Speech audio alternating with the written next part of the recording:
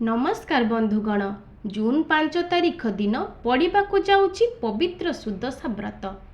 यही दिन ब्रह्म मुहूर्तरु आपण माने किछि करंतु कि न करंतु जदि उठिकी केवल दुईटी काम कर दियंती ताहेले माँ लक्ष्मी आपणक घरे सदा सर्वदा पाई स्थिर रूप से बास करिवे। हाँ आज्ञा, जेउ स्थान रे जेउ घरे माँ अन्नपूर्णा स्वयं बास करिथांती से घरे अन्न एवं धनर केबे हेले अभाव हुए नाही। जीवन रे चालुथिबा आपणकर समस्त समस्या आपे आपे दूर होई जीवो। केवल सेतिकी नुहे, माँ लक्ष्मी को कृपारु केबे भी जीवन रे धनगत समस्या आपणकर हेबो नाही। बंधुगण, वर्तमान समय रे प्रायतः समस्तଙ୍କ घरे किछि ना किछि असुविधा लागी रहिछि। जेमिति कि काहा घरे धन को नहीं परिवार सदस्य मानक मध्यरे मतांतर मनांतर हेउछि, स्वामी स्त्री मध्यरे सुसंपर्क रहु नाही, तो पुणी किए बहुत परिश्रम करी मध्य सरकारी चाकरीटीए पाई पारु नाही, तो पुणी काहा घरे रोग बेमारी लागी रहुछि, पुणी काहा घरे पिला माने चगलामी करी पाठ पढ़ु नाहांती। ए सबु समस्या प्रायतः समस्तंक घरे देखा जाउछि। आपण माने निजे भी अनुभव करुथिबे। किंतु जेउ घरर विवाहिता महिला माने केवल एही दुईटी काम ब्रह्म मुहूर्तरु उठी करि दियंती, तांको उपरे एवं तांको घर उपरे माँ लक्ष्मींकर आशीर्वाद निहाती प्राप्त होइथाए एवं केबे भी जीवन रे अन्न धनर अभाव होई न थाए।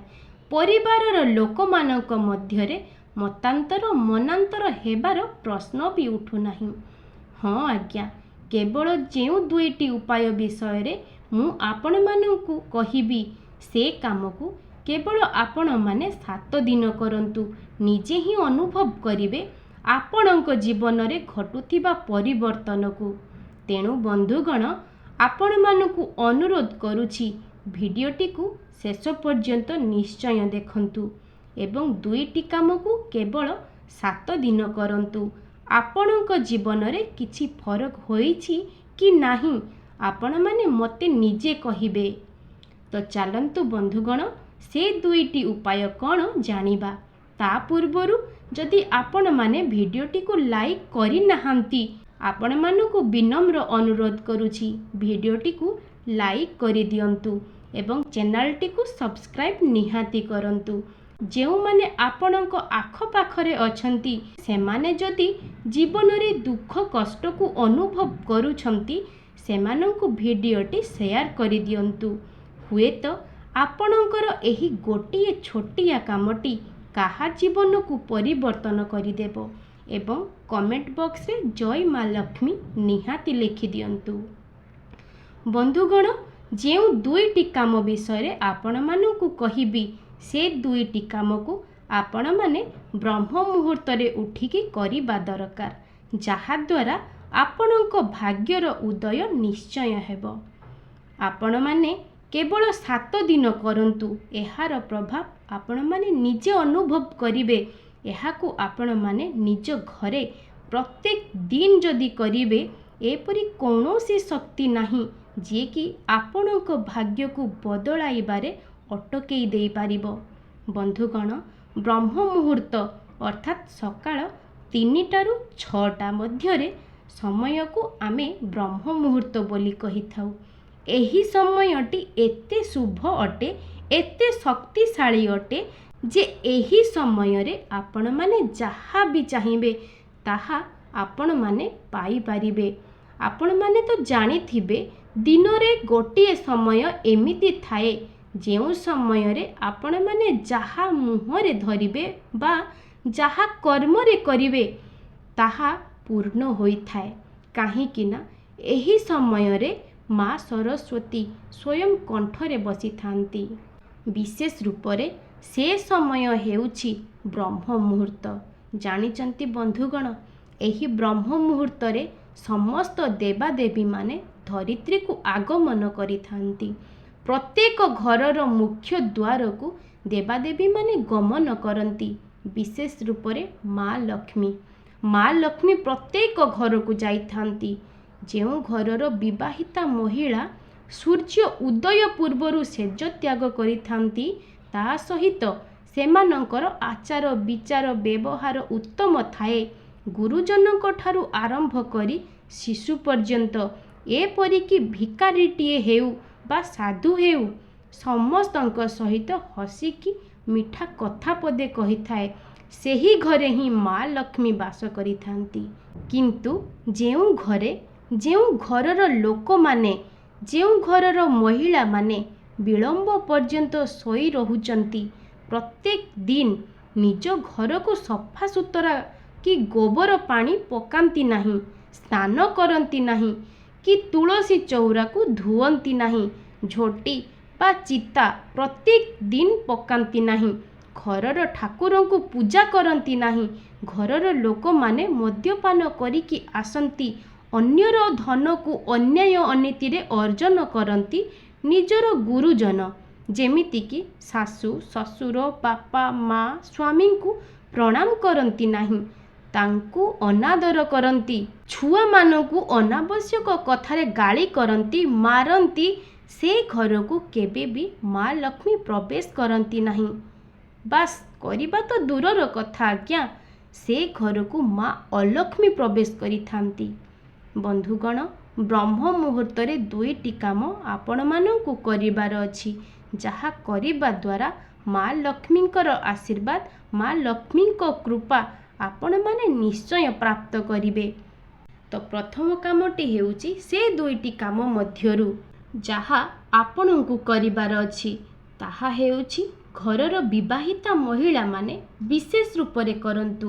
ପ୍ରତ୍ୟେକ ଦିନ ଆପଣଙ୍କ ଘରର ମୁଖ୍ୟ ଦ୍ୱାର ସମ୍ମୁଖରେ ଗୋବର ପାଣି ସିଞ୍ଚନ କରନ୍ତୁ।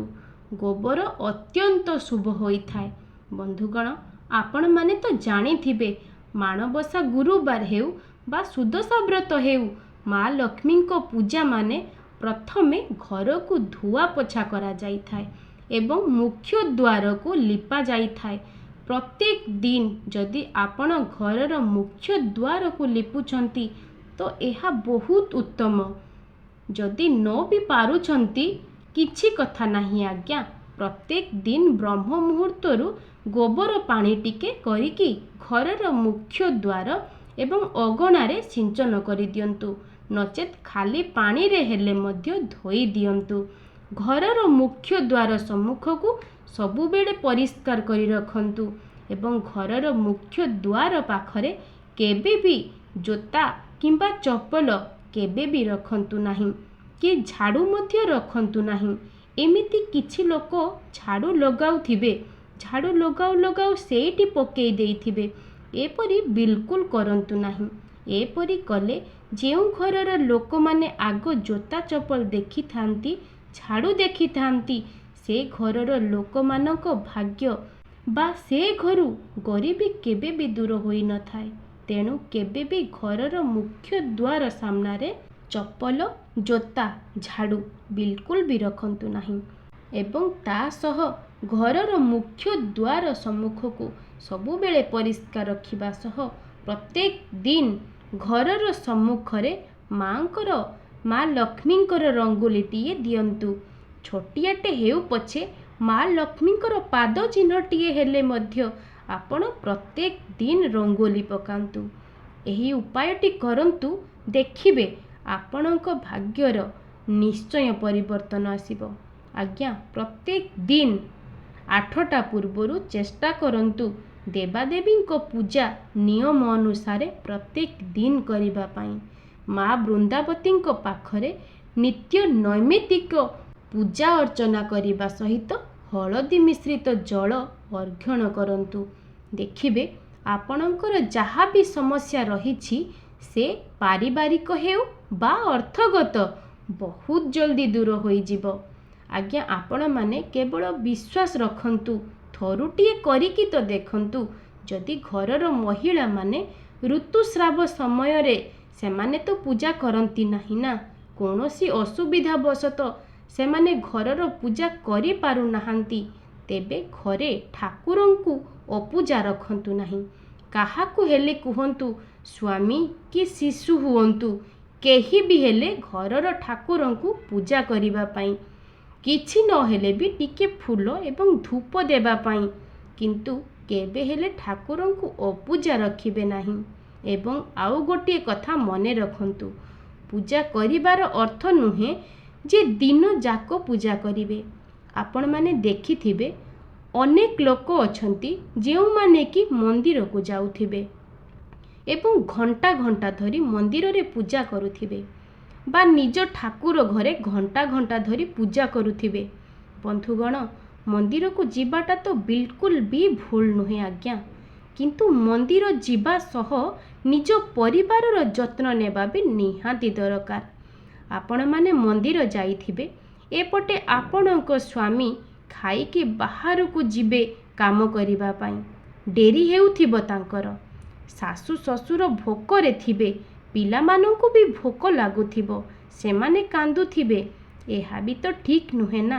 ଆଗ ହେଉଛି କର୍ମ, ତାପରେ ଯାଇ ଭକ୍ତି। ସ୍ୱୟଂ ଭଗବାନ ଶ୍ରୀକୃଷ୍ଣ ମଧ୍ୟ ଶ୍ରୀମଦ୍ ଭଗବତ ଗୀତାରେ କହିଛନ୍ତି, ଭକ୍ତି ଅପେକ୍ଷା କର୍ମ ଶ୍ରେଷ୍ଠ। ତେଣୁ ସଦାସର୍ବଦା ନିଜ କର୍ମ କରନ୍ତୁ, ତାହେଲେ ଯାଇ ଭଗବାନ ଆପଣଙ୍କ ଉପରେ ପ୍ରସନ୍ନ ହେବେ। ଏବଂ ଦ୍ୱିତୀୟ କାମଟି ହେଉଛି ବନ୍ଧୁଗଣ, ଘରର ବିବାହିତା ମହିଳାମାନେ ସମସ୍ତଙ୍କ ସହିତ ଉତ୍ତମ ବ୍ୟବହାର କରିବା ଦରକାର। ସମସ୍ତଙ୍କ ସହ ମିଠା କଥା କୁହନ୍ତି ଯେଉଁ ଘରର ମହିଳାମାନେ, ସେ ଘରେ ସ୍ୱୟଂ ମା ଲକ୍ଷ୍ମୀ ବାସ କରନ୍ତି। ଯେଉଁ ଘରର ଲୋକମାନେ ଅନ୍ୟମାନଙ୍କ ସହିତ ଉତ୍ତମ ବ୍ୟବହାର କରନ୍ତି, କେବଳ ଯେ ବିବାହିତା ମହିଳା ସେଇଆ ନୁହେଁ, ଘରର ନାରୀ ସହ ଅନ୍ୟ ସଦସ୍ୟମାନେ ମଧ୍ୟ ଅନ୍ୟମାନଙ୍କ ସହ ଉତ୍ତମ ବ୍ୟବହାର କରିଥାନ୍ତି, ସେ ଘରେ ହିଁ ମା ଲକ୍ଷ୍ମୀ ବାସ କରନ୍ତି। ଆପଣମାନେ ଦେଖୁଥିବେ ଜଣେ ଜଣେ ବହୁତ ଧନ ଅର୍ଜନ କରିଥାନ୍ତି, କିନ୍ତୁ ସେମାନଙ୍କର ବ୍ୟବହାର ବହୁତ ଖରାପ ହୋଇଥାଏ। ସେମାନେ କାହା ସହ ବି ମିଠା କଥା କ'ଣ ଆଜ୍ଞା, ପଦୁଟିଏ କଥା ହେବା ପାଇଁ ବି ପସନ୍ଦ କରନ୍ତି ନାହିଁ, ବିରକ୍ତି ହେଲା ଭଳିଆ କଥା ହୁଅନ୍ତି। ତେବେ ତାଙ୍କ ଘରେ ମା ଲକ୍ଷ୍ମୀ କାହିଁକି ବାସ କରନ୍ତି? ତାଙ୍କର ଏତେ ଧନ ସମ୍ପଦ କେମିତି ବଢ଼ି ବଢ଼ି ଚାଲିଛି ବୋଲି ଆପଣମାନେ ନିଶ୍ଚୟ ଭାବୁଥିବେ।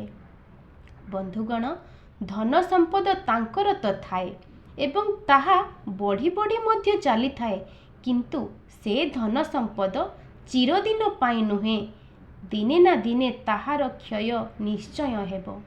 ତେଣୁ ଆପଣମାନେ କେବେ ବି ଦୁଃଖୀ ଦରିଦ୍ରମାନଙ୍କୁ, ଯିଏ ବି ଆପଣଙ୍କ ଘରକୁ ଆସୁଛନ୍ତି, ତାଙ୍କୁ କେବେ ବି ଖେର ଖେର ମେରମେର କଥା ହୁଅନ୍ତୁ ନାହିଁ, ତାଙ୍କୁ ହେୟ କରନ୍ତୁ ନାହିଁ।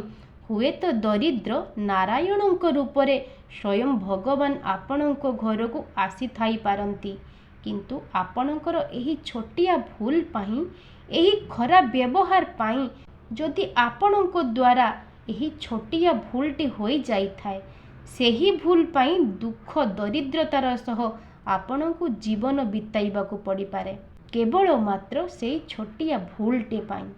ତେଣୁ ଆପଣମାନେ ନିଜ ସାମର୍ଥ୍ୟ ଅନୁସାରେ ତାଙ୍କୁ ସାହାଯ୍ୟ କରନ୍ତୁ। କିଛି ଖାଦ୍ୟ ଯାହା ବି ଅଛି ଆପଣଙ୍କ ଘରେ ତାକୁ ଦିଅନ୍ତୁ। ଯଦି ସେମିତି କିଛି ନାହିଁ ତ ମୁଠିଏ ଚାଉଳଟିଏ ହେଲେ ବି ଦିଅନ୍ତୁ, କିନ୍ତୁ କେବେ ହେଲେ ତାଙ୍କୁ ଖାଲି ହାତରେ ଘରୁ ଜମାରୁ ବିଦା କରନ୍ତୁ ନାହିଁ। ଚେଷ୍ଟା କରନ୍ତୁ ସବୁବେଳେ ଦୁଃଖୀ ଦରିଦ୍ରମାନଙ୍କୁ ସେବା କରିବା ପାଇଁ, ତାଙ୍କୁ ସାହାଯ୍ୟ କରିବା ପାଇଁ। ମୁଁ କହୁନି କି ବହୁତ କିଛି ଦେବା ପାଇଁ, ଆପଣ ଆପଣଙ୍କ ନିଜ ସାମର୍ଥ୍ୟ ଅନୁସାରେ ସେମାନଙ୍କୁ ସାହାଯ୍ୟ କରନ୍ତୁ। ଏହା ହେଉଛି ଆପଣଙ୍କର ଦ୍ୱିତୀୟ କାମ, ଯାହାକି ଆପଣଙ୍କୁ କରିବାର ଅଛି। ଏହା ବ୍ୟତୀତ ଘରର ଛୁଆମାନଙ୍କ ଯତ୍ନ ନିଅନ୍ତୁ। ଅନାବଶ୍ୟକ ବିନା କାରଣରେ ତାଙ୍କୁ ମାରନ୍ତୁ ନାହିଁ, ସବୁବେଳେ ତାଙ୍କୁ ଭଲ କଥା କୁହନ୍ତୁ, ବହୁତ ସାରା ଭଲ ପାଇବା ଦିଅନ୍ତୁ। ପିଲାମାନେ ଆପଣମାନେ ଯାହା କରିବେ ସେମାନେ ସେଇଆ ହିଁ ଶିଖିବେ, କାହିଁକି ନା ପିଲାମାନେ ସେମିତି ଅଟନ୍ତି, ସେମାନେ ଅନୁକରଣ ପ୍ରିୟ ଅଟନ୍ତି। ଆପଣଙ୍କୁ ଯାହା କରିବାର ଦେଖିବେ ସେମାନେ ମଧ୍ୟ ସେମିତି କରିବେ, ଯେମିତି ବ୍ୟବହାର କରିବେ ସେମାନେ ବଡ଼ ହେଲେ ଆପଣଙ୍କ ସହ ମଧ୍ୟ ସେମିତି କରିବେ। ତେଣୁ ପିଲାମାନଙ୍କ ସହ ସବୁବେଳେ ଭଲ ବ୍ୟବହାର କରନ୍ତୁ, ଭଲ କଥା ହୁଅନ୍ତୁ, ଗୀତା ଭାଗବତ ପଢ଼ନ୍ତୁ, ଯାହା ଫଳରେ ସେମାନେ ମଧ୍ୟ ଦେଖିବେ ଏବଂ ଶିଖିବେ। ଏବଂ ଯେଉଁମାନେ କଷ୍ଟରେ ଦୁଃଖରେ ଅଛନ୍ତି ସେମାନଙ୍କୁ ସାହାଯ୍ୟ କରନ୍ତୁ। ବହୁତ ନୁହେଁ, ନିଜର ସାମର୍ଥ୍ୟ ଅନୁସାରେ ତାଙ୍କୁ ସାହାଯ୍ୟ କରନ୍ତୁ। ଦେଖିବେ ସେମାନଙ୍କର ଆଶୀର୍ବାଦ ଆପଣମାନଙ୍କୁ ନିଶ୍ଚୟ ମିଳିବ ଏବଂ ସେମାନଙ୍କ ଆଶୀର୍ବାଦରୁ ଆପଣଙ୍କର କୌଣସି ବି ଅସୁବିଧା ହେବ ନାହିଁ। କିନ୍ତୁ ଉପଯୁକ୍ତ କର୍ମ ସବୁବେଳେ କରନ୍ତୁ। ଆପଣମାନେ ଯାହା ବି କଲେ ନିଜର କର୍ମ, ନିଜର କର୍ତ୍ତବ୍ୟ ସବୁବେଳେ କରନ୍ତୁ। ଆପଣ ଯଦି ନିଜର କର୍ମ କରିବେ, କର୍ତ୍ତବ୍ୟ କରିବେ, ଆପଣଙ୍କୁ ଭଗବାନ ନିଶ୍ଚୟ ସହାୟକ ହେବେ, ସବୁବେଳେ ଆପଣଙ୍କ ସାଥିରେ ରହିବେ। ବନ୍ଧୁଗଣ, ଏ ଯେଉଁ 2ଟି କାମ ଆଜି ମୁଁ ଆପଣମାନଙ୍କୁ କହିଲି, ସେ 2ଟି କାମ ଆପଣମାନେ ପ୍ରତ୍ୟେକ ଦିନ କରନ୍ତୁ। ଆପଣଙ୍କ ଜୀବନରେ ପରିବର୍ତ୍ତନ ନିଶ୍ଚୟ ଆସିବ। କିନ୍ତୁ ଆପଣମାନଙ୍କୁ ସେହି କାମ ଧୈର୍ଯ୍ୟର ସହ ପ୍ରତ୍ୟେକ ଦିନ କରିବାର ଅଛି। ଯଦି ଆପଣ ଗୋଟିଏ ଦିନ କରିବେ, ତାପରେ କ'ଣ କରିବେ ନା ତାକୁ 2 ଦିନ କରିବେ, 4 ଦିନ କରିବେ, 6 ଦିନ ଯାଏଁ କରିବେ, ତାପରେ ତାକୁ ଛାଡ଼ିଦେବେ। ସେମିତି କଲେ କ'ଣ ହେବ ଆଜ୍ଞା? ପ୍ରତ୍ୟେକ ଦିନ ଆପଣଙ୍କୁ କରିବାର ଅଛି। ଧୈର୍ଯ୍ୟର ସହ, ନିଷ୍ଠାର ସହ କରିବାକୁ ପଡ଼ିବ। ତାହେଲେ ଯାଇ ଆପଣଙ୍କ ଜୀବନରେ ପରିବର୍ତ୍ତନ ଆସିବ। ଭଗବାନ ଆପଣଙ୍କୁ ନିଶ୍ଚୟ ଫଳ ଦେବେ।